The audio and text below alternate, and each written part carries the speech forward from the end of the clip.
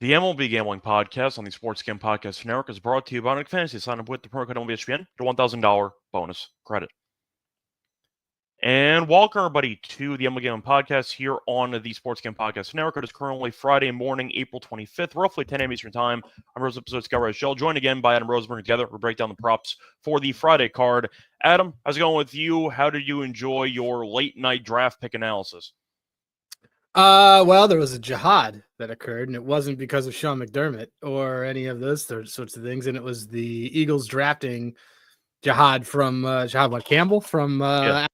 That was It's always either Bama or Georgia. You just got to. It's always either Bama or Georgia. Look, I think that a guy whose first name is Jihad is going to go over very well in Philadelphia. As you know, it's a very understanding city. Mm-hmm. So yeah. I thought it was great. I mean, you were the Jets. You had to do 10 minutes and you were done. Pretty much. 10 minutes is honestly stretching, and I did about 6.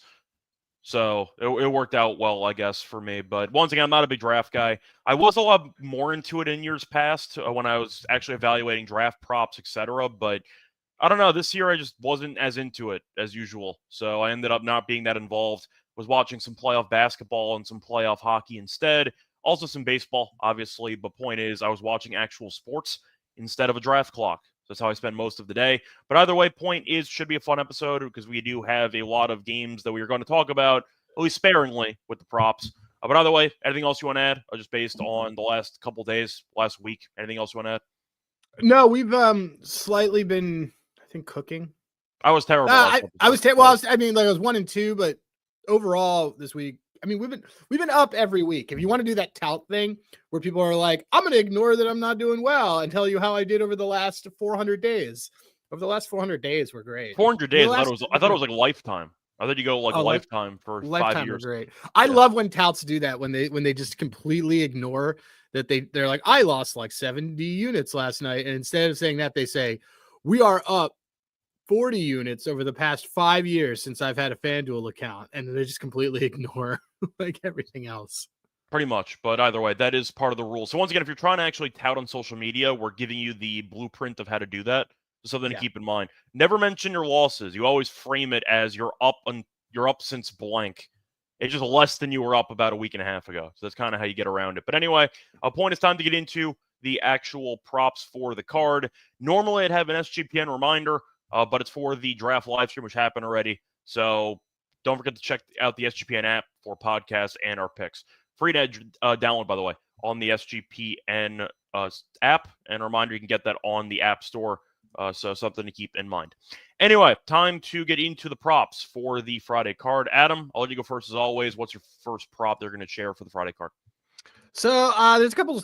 I've been pretty good at identifying some shove spots lately, and one of them is I do think that Chris Sale shoves today. I'm not sure how I'm playing his side of it, but I do know that I'm going to be fading Zack Allen under 5.5 Ks at plus 104. Atlanta bats are quietly hot right now. ISO of 203 the last 2 weeks. K rate is bad, but not nearly as bad as what it was. They've also had 5 straight games where they've only K'd 6 times or less overall. So you play against who you play against, but I'm going to take this with the Braves against the Diamondbacks under 5.5 from the Philly guy, the Voorhees native Zack Allen under 5.5 Ks. Yeah, I can get behind that too. Moving on to my first. That's prop. It. Nothing else. I was like, yeah, sure. I agree. Whoa, what do you want? Cool. I agree. I mean, you mentioned a pitcher that, to be honest, has been overvalued all season. Really a weird matchup, by the way, that we got tonight in that game in particular, because that sounded so much better on paper. Like, do you know when the last time was that the Diamondbacks faced a left-handed starter? 1995. No, I don't know. You want to go like April? I'll go April 4th. Close, April 6th. Part of the reason why I think that they have Sale actually has a good game is like they haven't seen left-handed bats. They haven't seen a left-handed pitcher for an extended period of time in a while. Like their metrics are not good hits, but they have high Ks, which means they've only seen relievers. So anyway. Yeah. And also Sale. I mean, I know this is about Gallen, but Sale's outs are inexplicably at 17.5, and he's never even come close to this it's year. Not even just 17.5, by the way. It's like minus 150. Right. It tells you everything you need to know. Yeah. But I'm not against it. I mean, Gallen's been kind of a mess so far this season. Once again, that pitching matchup sounded a lot better about a month ago, but both guys have not been that good, so I can definitely get behind that angle for the Gallen fade. Moving on to my first prop on the card. You know what? I'll go with it because it is a meme. Unfortunately, the streak is over, but it's still plus money. Give me Jock Peterson under half a hit at plus 120. He's had 0 hits in 13 of his last 14 games. He's had 1 hit in his last 46 plate appearances. He's not Chris Davis bad. It's pretty funny, though. Do you want to guess the one pitcher he got a hit off of in that stretch? I'll give you a hint. He's really, really good. Is he AL pitcher or NL pitcher? AL pitcher. AL pitcher that he got a hit off of Hunter Brown? No, it was actually Mason Miller. Oh, wow. He had 0 hits and 41 straight at bats, and then he hits a pinch hit double off Mason Miller, which is pretty funny.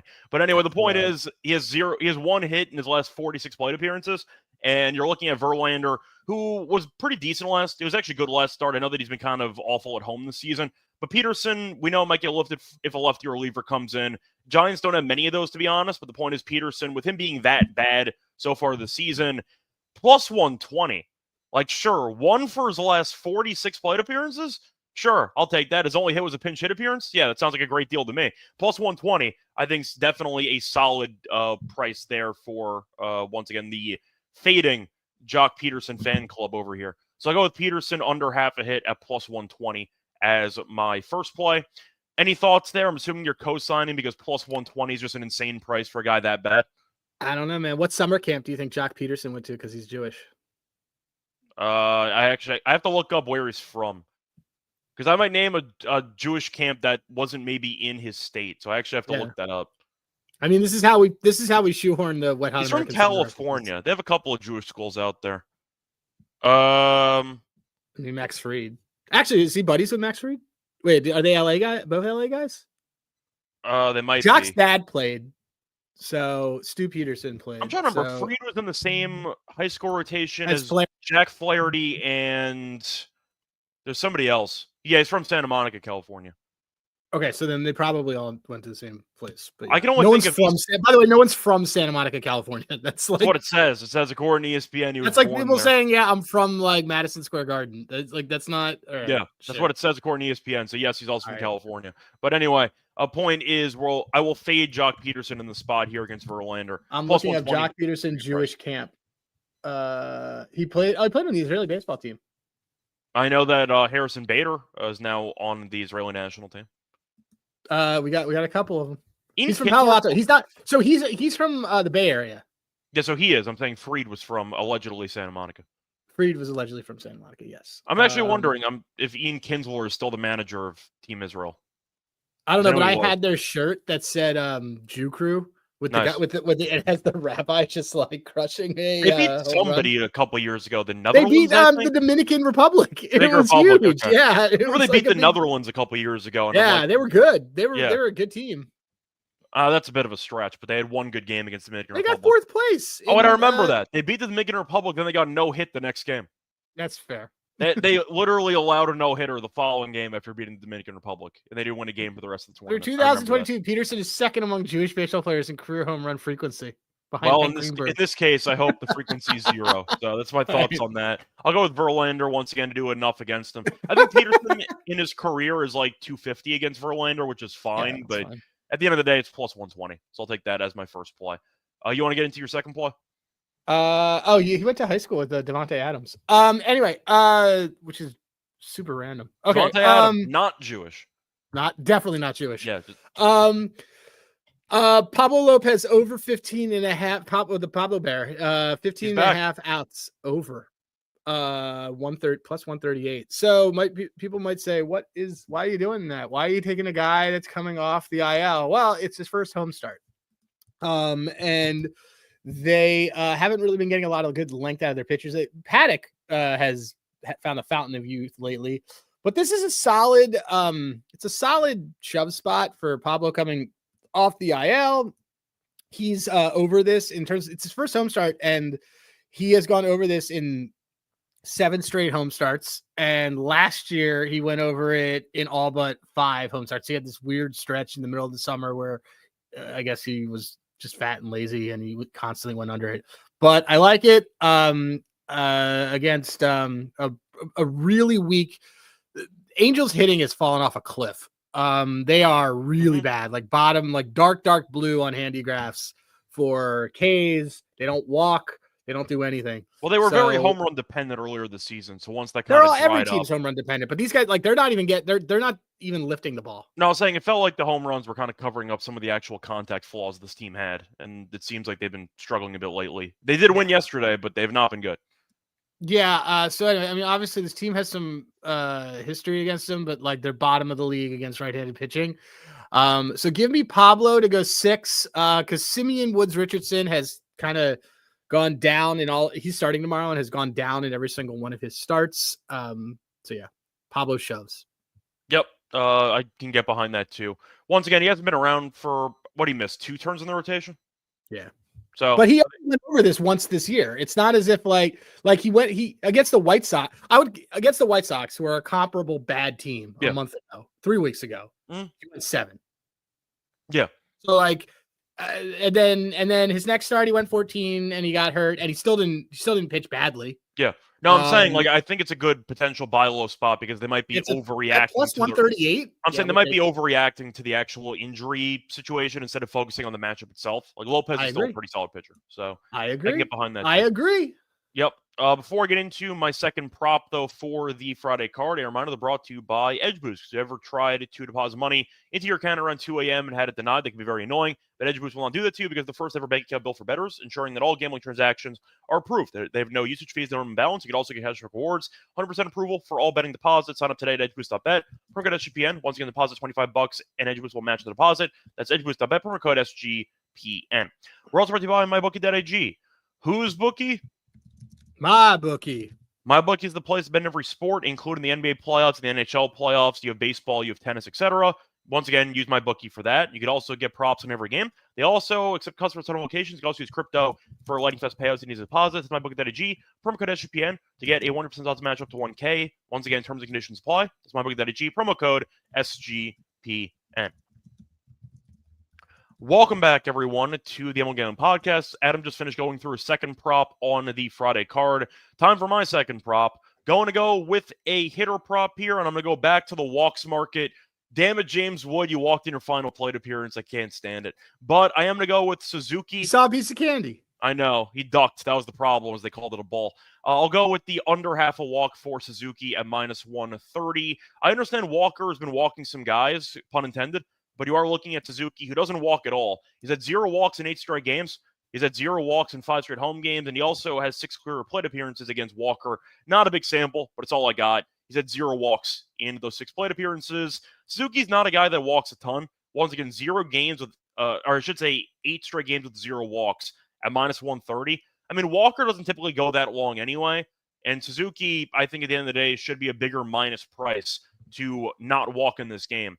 0 walks in 8 straight, and it's minus 130. I mean, that sounds like a very cheap number to me. I get Walker might be, once again, a bit of a sweat because he does tend to walk a decent amount of guys, but that doesn't really seem like what Suzuki's trying to aim for at the plate right now. He's swinging, and I do think that's going to prevent him from walking. Give me Suzuki under the half a walk here at minus 130. I'll ask for your thoughts because you're the Phillies fan watching Walker every start, but I do think that 130 feels pretty cheap. He also doesn't take a lot of pitches. Yeah. So he's got one of the lowest pitches per plate appearances. He doesn't work counts. Minus 130? I think it's a good price. Yeah, I mean, it's not like, so for me, I don't like to go that high on something where on a short leash pitcher. I think your cap is right. There's some chance to it, but I think your cap is right. It is not going to make my card personally. Yeah, but if it wins, I'm going to claim that I was supportive, and if it loses, I'm just going to trash you. Yeah, that's fine. Yeah, okay, yeah, works for me. But I also think the Phillies win today, so it's fine. Point is, if Walker pitches well, pitches poorly, either way, Suzuki's not been taking many pitches as you said. No, he doesn't. So. Like, dude, his average pitches per plate appearances in his last 10 is 4. Suzuki's going to see those like 80-something mile per hour pitches, and just his eyes are going to light up and swing at everything. Yeah, so, he's going to swing at everything on this. In fact, what I'm just looking. His odds to strike out are higher than his odds to walk or to not walk. I think that so I like this. I do like this play. Yeah, once again, I think it should be closer to minus 150 personally. I think 130 feels pretty cheap. No, Anyway, Adam, what is your final prop for the Friday card? We're making good time because you have a tree guy, so we're trying to make good time here. He could come. He could do. I'm joking. I'm joking. I know. I do have a tree guy. Well, somebody's supposed to come and take care of get rid of these trees, and I don't know. He hasn't. I also have a esports client that I got to do stuff for, but I'm gonna do it later. Anyway, point is, so for those of you that listen to my podcast, Dad's Bet Baseball, I went on a pretty big rant about our O's, the Baltimore Orioles, and how their starting pitching rotation is in such disarray that they were giving up football scores, all sorts of things. Brandon Young, I don't even know who he is starting today. I'm going to take his over 4.5 hits allowed. And you might say, oh, well, what if he doesn't really go a lot of length? What's the deal? Well, the problem is that tomorrow, Charlie Morton is pitching. So Charlie Morton definitely isn't going to go any length. And they're still using that guy? They're still using that guy. I understand that EV nerds are going to tell you, oh, it's plus EV for you to do under 4.5 hits. Well, he got shelled when he went against the Reds.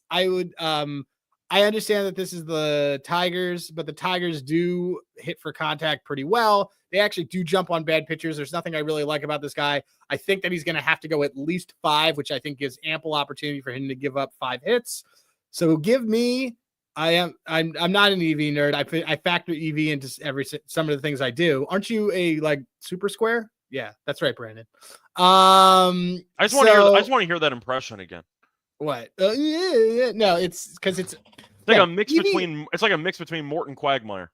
I know. Well, look, the EV should be a filter for everybody because it's not the way you should do it. Yeah. EV just means that sharps are hitting one side. You and I are such profitable baseball bettors that I have proof on this is that generally the market doesn't agree with us. And guess what? I don't care because generally we still have won. Yeah. So even besides baseball, the Brady Kachuk shots was plus EV to the under yesterday. I'm like, good luck with that. Good luck with that. That's fine. So it's just like just because something has sharp action, that doesn't mean the market doesn't have to always agree. Anyway, point is Brandon Young's gonna have to be out there for longer. I was trying to figure out a way to fade him. I didn't want to do the earned runs. Yeah. But I'd rather just kind of take it that if the cap is that a guy has to be out there for 5 innings, I'll bank on him giving up at least a hit an inning. And Povich was pretty good yesterday. Actually went some distance. Yeah, but that was a great Povich spot because the Nats aren't good against lefties. So, but for this one, it's just one of those. They saved their bullpen and that's fine, but they need him to go 5 so they could just kind of reset everything. Yeah, and then Charlie Morton tomorrow probably dies. Again, like he usually does. And then I guess the cavalry is Kyle Gibson next week. I guess I am going to ask you though. 37. Young took whose spot? Because did he take the Grayson spot? Because Grayson's been out. Grayson's not coming back for another. That's what I'm saying. Like whose spot did Young take? Young took the we're worried about Charlie Morton spot. Okay. is what and because it's Sagano. Yeah. Who throws too many pitches. He's basically like a Japanese Gavin Povich in there. Povich. Yeah. Morton. Yeah. Kramer. Okay. And this rotation gets worse and worse with every pitcher. It does. And Kyle Bradish is coming back. Bradish actually but yeah. The point is a lot of their good pitchers are injured, so that's why they're nobody's good on this team. So so Bradish is coming back. So Bradish coming back in July. Or August. Yeah, he'll come back in August. It might be completely out of it by July or August, to be honest. This is rough. Put that up. Put up what Helms just did. Yeah. It's not good. Such a good quote. It's not good. And then but Kyle Gibson is the I think he's the Grayson one for now. Or he's the we're screwed because we just don't have any depth. Worst case is Gibson does eat innings, so Gibson might be a solid over-outs guy for a decent portion of the season. Yeah, but anyway, I agree with you about Young. I don't think he's very good. His second outing because they shelled Hunter Green in his first start. I think he didn't pitch well. He just ended up not pitched terribly, and then but Hunter Green. They just jumped on. Dude, he gave up 7 hits in 4 innings, and he gave up 7 hits and he only gave up 3 runs, but he gave 7 hits in 4 innings to a Cincinnati team that I'm sorry guys isn't hitting well. No. Like it's just a lot of traffic. So I'm not against that. Definitely like Yeah. that play too. Moving on to my final prop, I'm going to go with a bad pitcher as well. Actually, the same market, but I'm going to go with somebody else. I'm going to go with Cal Quantrill. I'll take the over 4.5 hits allowed at -115. Quantrill has been allowing a ton of contact. What else is new? He's allowed at least 7 hits in 3 of his first 4 starts this season. Mariners quietly been hitting the ball decently as they were able to kind of shell the Red Sox pitching staff and the Blue Jays pitching staff. The Mariners have recorded 9+ hits in 4 of their last 5 games. Mariners are hot, dude. They are. Now, the only problem you're running with Quantrill is potentially the lack of distance, but you have Gillespie going tomorrow, who doesn't go distance either. So Miami might just let him die out there. That's what happened with Quantrill last start. He was very bad, but they let him throw 90 pitches. So they basically said, listen, no matter what happens, you have to pitch, and we're going to eventually pull you when your arm falls off. Might happen again here. We'll see, but Quantrill, we know, has an ERA over 8. He's been a mess. The issue is walks, and that might kill the potential pitch count because Seattle does rank number 1 in the league in walks. But 4.5 is too low for a guy that's just not getting enough swings and misses, as far as I'm concerned. You're looking at the K numbers for Quantrill, they're not very good. I think you're looking at a spot where Seattle, based on how they're hitting lately, based on the matchup, I think that 4.5 is too low for Quantrill. Give me the over 4.5 hits allowed at -115 for him. Thoughts on that? Quantrill stinks. Yeah, pretty much. His dad threw a baseball at my head when I was 12. I need that story. So he was on the Phillies. Okay. And I was like 12 years old, and I was yelling at him, and I did this multiple times. There's multiple players who pitched for the Phillies who've thrown baseballs at me. I like had seats that were like right above the bullpen. Because you were in the stands. Okay. Yeah. I was in the stands. And a part of me went like celebrity softball game or something, and he just launched. No, it wasn't anything like that. But his went. dad, Paul Quantrill, threw a baseball at me in '93. Okay. Turk Wendell threw a baseball at me in 2006. Did they deserve to be heckled? Yeah, because he was hitting on the ball girl, and I said, "She's too young for you, Turk." And then he just looked at me. He threw a baseball, and then he pointed, and he went like that. That's fun. And Jerry Spradlin also. So I have like a whole host of Phillies relievers who have thrown baseballs at me. But guess what? I'm still here. They're not. Yeah, fair enough. So I won. There you go. You're the most recent winner in that conflict. But yeah, once again, Quantrill stinks. You mentioned before, Young, they both stink. We're taking their over hits allowed. So there you go. Seattle, though, we'll see how they do at home because that tends to bring out the worst of every offense involved. But Seattle offensively quietly been really good the last week. I'm waiting for the shoe to drop on this one, but this is pretty good. Same here. So once again, I think hopefully I'm banking on one more good offensive outing against one of the worst pitchers in the league for Friday. Anyway, that's going to wrap it up for all 6 of our plays. Now it's time for the lock and dog, the best bet and the underdog entry. But for that, though, a reminder about our sponsor, coincidentally, Underdog Fantasy. Because whether or not pick them for a chance of winning times your money, you could also use different sports. You could use the NBA, you could use the NHL, you could use baseball, tennis, you name it, esports even. Whether or not that is the team that Adam does PR for. Just kidding. But you can do esports. No, I do. We've talked about this. I do it for the World Cup. I know. I just mentioned it in general. Your website is... their website's great. The running joke that I have is that you always tell me it's esports, and I just make up like different aspects of the esports that you do. It is. I do PR for esports and PR for sports betting companies. The point is, Adam might not be allowed to do esports because it's a conflict of interest, but you can. So do keep that in mind. You can do it if you want to for your interest. Yeah, that's true. That's actually very true. For the new account with Underdog, use the promo code MLB SGPN. Go on special for first time, visit offer up 20K bonus cash on fantasy promo code MLB SGPN. And we're brought to you by Rhythm, which is the home of at-bat picks and props. They're also live Major League Baseball. They have live models on NBA and golf as well. You can also build your own models, which is very simple and easy to do. And as always, we do give out a robot play. Last episode, we had Festa under the 5.5 Ks, and he ended up with 5. Got us. So Festa got us the job done there by being really bad in the 5th inning. Shout out to Dahlbeck, by the way, who worked like an 11-pitch single. And being alive. I didn't know he was on the White Sox. We used to bet him no hits all the time. I remember he once beat me against Fried on an opposite field bloop single. And I'm like, this is just the worst thing possible. And a dribble bunt. Pretty much. But either way, point is that Dahlbeck had like an 11-pitch single, and that was officially what chased Festa from the game. So appreciate that, Dahlbeck. But once again, we ended up winning the last rhythm play. So I'll ask you, Adam, what is the rhythm play of the day? Rhythm play of the day is Shane Baz under 17.5 outs. we are Baz fans. He has done very, very well, but this is not good also last outing, but he's been good overall. He wasn't great in his last outing, and it's his first road start. It's first road start against a team that takes a lot of pitches, doesn't really strike out, is super patient at the plate. Everybody works counts. They've been very, very quick to pull the plug on Baz when he gets into games, unless he's just rolling, and this isn't a team that he's going to get to be rolling against. I can see his K's getting there. That's the thing. I just bet it. It's under 70.5. I got plus 120 on Caesars. Again, this is another one where the market doesn't agree with us, but I, similar to the dudes that talk about college basketball and first road starts, first home starts, that matters for baseball too. Yeah, I feel like once again the line might be that high because of the extra inning situation yesterday. So they might just be hoping that Baz resets the bullpen. Potentially would be the argument I would have in theory. But I don't know if I want a guy who missed a season for. Oh, I agree with you. I'm just saying that might be why the line's so high. So let's see. I mean, and Pep's tomorrow, and Pep can go 6. Yeah, so I agree with you in the robots. I'm just saying that might be why the line is so high. They also have their high lever.